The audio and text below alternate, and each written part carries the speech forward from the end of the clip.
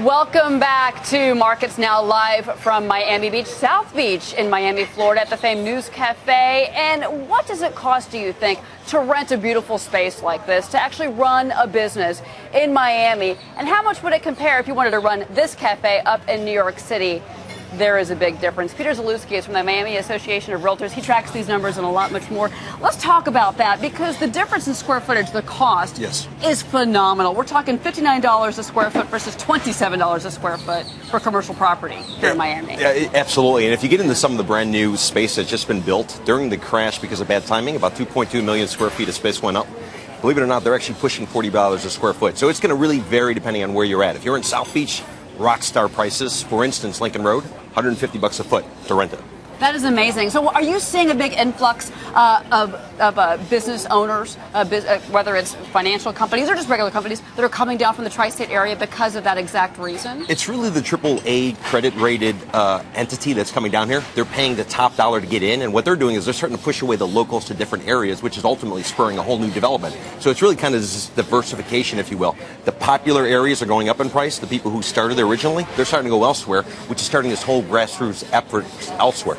Do you think that the foreclosure inventory has been cleared out here in Miami? Because Florida, like California and parts of Arizona and Nevada, hit so hard during the downturn. Is that inventory done? Let me give you some perspective. Right after Lehman Brothers crash back in 2008, you had about 108,000 properties for sale in this general South Florida area. If you look at what's available today, it's about 35,000. If you look on the condo side, which everybody was beating up, when Lehman Brothers crashed, about 60,000 properties for sale. Today, less than 20,000. Average median home price, about $145,000 to $150,000 for a single-family home in Florida, in this area, Miami, Florida. Think that goes much higher? You know, I think it really does, because that price is weighed down by some of the places to the north, away from South Beach, kind of where everybody wants to be. Right. But as the prices in South Beach go up, people are starting to look elsewhere because the value on the street is not necessarily in South Beach anymore. All right, Peter Zalewski, Miami Realtors Association. A lot has changed very quickly here in Miami, I have to say. Thank you very much. Thank you. All right, and you know, there are other areas that are seeing a big boost when it comes to economic activity.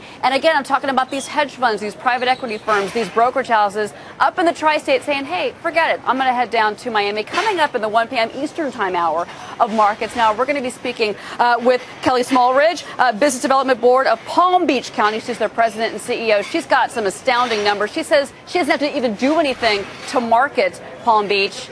They're knocking on her door. She's coming up in the next hour of Markets Now. Dennis and Tracy, back to you. All right. Thanks very much, Cheryl.